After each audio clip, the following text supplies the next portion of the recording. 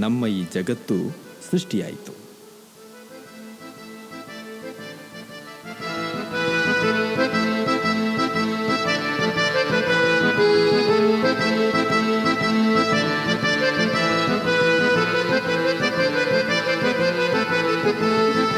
ಪ್ರಾಣಿಗಳು, ಪಕ್ಷಿಗಳು, ಬೃಹತ್ ಮರಗಳು, ಸಣ್ಣ ಸಣ್ಣ ಕ್ರಿಮಿಕೀಟಗಳು, ಹೂಗಳು, ಬೃಹತ್ ಗಾತ್ರದ ಪ್ರಾಣಿಗಳೂ ಸೇರಿಕೊಂಡು ಈ ಪ್ರಪಂಚದ ಸೃಷ್ಟಿಯಾಯಿತು.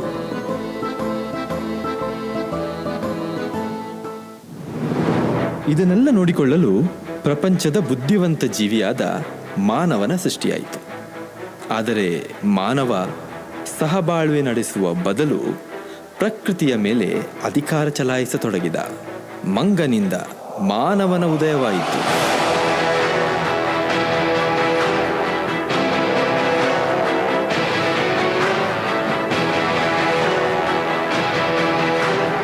ಇಲ್ಲಿಂದ ಮಾನವನ ಅನಾಚಾರಗಳ ಬೆಳವಣಿಗೆಯಾಯಿತು. ಗಿಡಮರಗಳನ್ನು ಕಡಿದು ಕಾಂಕ್ರೀಟನ್ನು ಬೆಳೆಸಲಾಯಿತು.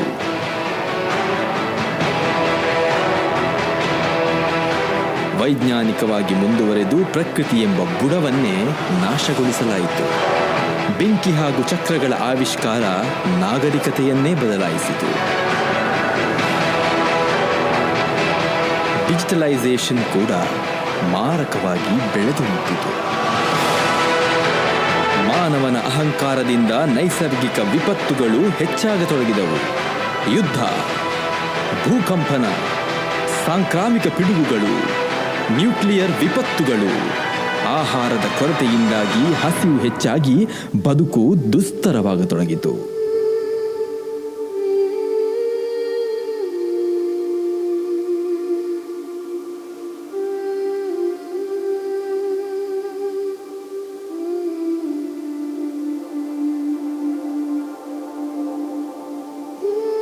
ಸುಮಾರು 2000 ವರ್ಷಗಳ ಹಿಂದೆ ಜಗತ್ತಿನಲ್ಲಿ ಕಾಮ, ಕ್ರೋಧ, ಲೋಭ, ಮೋಹ, ಮದ ಮತ್ಸರ ತಾರಕಕ್ಕೇರಿದಾಗ ದೇವಪುರುಷನ ಜನನ ಮಾನವ ರೂಪದಲ್ಲಿಯೇ ಒಂದು ಸಣ್ಣ ಗೋದಲಿಯಲ್ಲಾಯಿತು.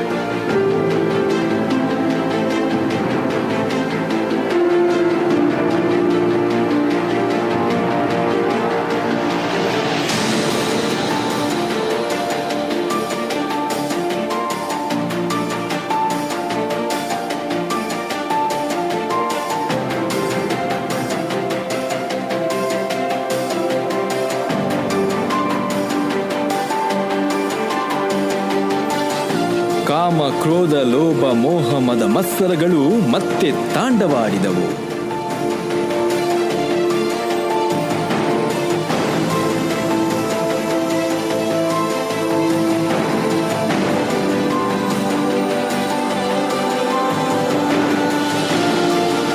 ದೇವ ಮಾನವನನ್ನು ಈ ನರಭಕ್ಷಕರಾದ ಮಾನವರು ಶಿಲುಬೆಗೇರಿಸಿದರು.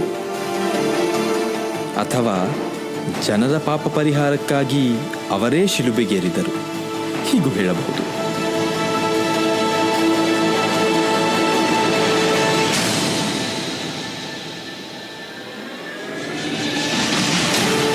ಆದರೆ ಅನಾಚಾರಗಳು ನಿಲ್ಲಲಿಲ್ಲ.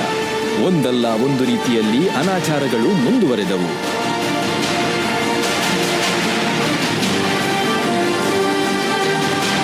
ಆಳುವವರ ಆರ್ಭಟ ಮುಂದುವರಿಯುತ್ತಿತ್ತು. ನೊಂದವರ ಚೀತ್ಕಾರ ಮುಗಿಲು ಮುಟ್ಟುತ್ತಿತ್ತು.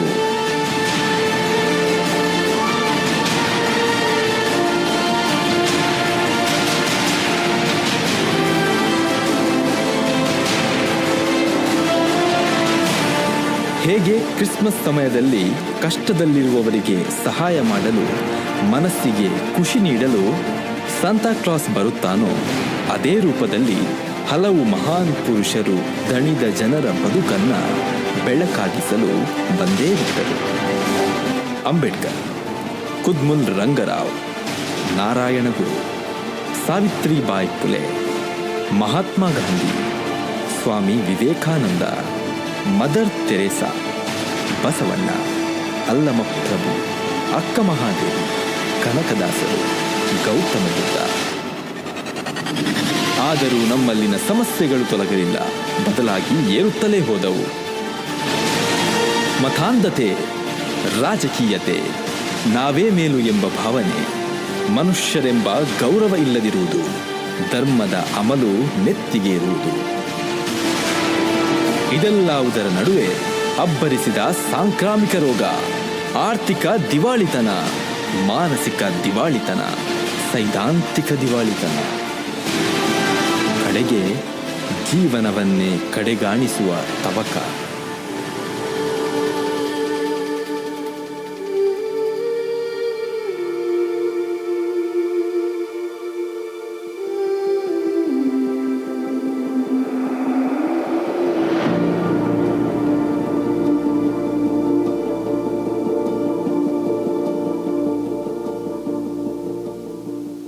ಈಗ ನಮಗೆ ಬದುಕನ್ನು ಬೆಳೆಸಲು ಮತ್ತೊಮ್ಮೆ ದೇವಮಾನವ ಹುಟ್ಟಿ ಬರಬೇಕಾಗಿದೆ. ನಾವು ಅವನನ್ನು ಹುಡುಕಬೇಕಾಗಿದೆ. ಆದರೆ ಆತನನ್ನು ಕಲ್ಲು, ಬಂಡೆ, ಗೋಡೆಗಳಲ್ಲಿ ಹುಡುಕುವ ಬದಲು ನಮ್ಮದೇ ದೇಹದೊಳಗೆ ಹುಡುಕಬೇಕಾಗಿದೆ. ಯಾಕೆಂದರೆ ನಮ್ಮ ಎಲುಬಿನ ಹಂದರದೊಳಗೊಂದು ಮಂದಿರವಿದೆ, ಅಲ್ಲಿ ರಾಮನಿದ್ದಾನೆ, ಅಲ್ಲಿ ರಾಮನಿದ್ದಾನೆ. ನಮ್ಮ ಎಲುಬಿನ ಹಂದರದೊಳಗೊಂದು ಮಸೀದಿ ಇದೆ, ಅಲ್ಲಿದ್ದಾನೆ ಅಲ್ಲ, ಅಲ್ಲಿದ್ದಾನೆ ಅಲ್ಲ. ನಮ್ಮ ಎಲುಬಿನ ಹಂದರದೊಳಗೊಂದು ಇಗರ್ಜಿ ಇದೆ, ಅಲ್ಲಿದ್ದಾನೆ ನಮಗಾಗಿ ಮೊಳೆ ಜಡಿಸಿಕೊಂಡು ನಿತ್ಯ ಮರುಗುವ ಯೇಸು ಕ್ರಿಸ್ತ, ಅಲ್ಲಿ ಯೇಸು ಇದ್ದಾನೆ. ಧರ್ಮದ ಹೆಸರಿನಲ್ಲಿ ರಕ್ತ ಮಾಂಸದ ದೇಹಗಳು ದುರಿದವು. ಧರ್ಮದ ಹೆಸರಿನಲ್ಲಿ ರಾಜಕೀಯ ಮಾಡುವವರು ಉಳಿದಿದ್ದಾರೆ. ಹಾಗಾಗಿ ನಾವು ಮತ್ತೆ ದೇವರನ್ನು ಹುಟ್ಟಿಸಿ ಅವರ ಹೆಸರಲ್ಲಿ ಜಗಳವಾಡೋದು ಬೇಡ. ನಾವೇ ನಮ್ಮ ದೇಹದೊಳಗಿನ ದೇವರನ್ನು ಹುಡುಕೋಣ. ಯಾಕೆಂದರೆ ಅಲ್ಲಿ ಮಹಾದೇವ ಇದ್ದಾನೆ, ಬಸವಣ್ಣ ಇದ್ದಾನೆ, ಮಾರಮ್ಮ ಇದ್ದಾಳೆ, ಕೊರಗಜ್ಜ ಇದ್ದಾನೆ, ಕೋಟಿ ಚೆನ್ನಯ್ಯರೂ ಇದ್ದಾರೆ, ಸಿರಿ ಅಪ್ಪೆಯೂ ಇದ್ದಾಳೆ, ಮೇರಿ ಇದ್ದಾಳೆ, ಉಮ್ಮ ಇದ್ದಾಳೆ, ಎಲ್ಲರೂ ಇದ್ದಾರೆ. ನಮ್ಮೊಳಗಿನ ಶಾಂತಿ ಮಂತ್ರವನ್ನು ಪಠಿಸೋಣ, ಶಾಂತಿಯನ್ನು ಜಗಕ್ಕೆ ಪಸರಿಸೋಣ.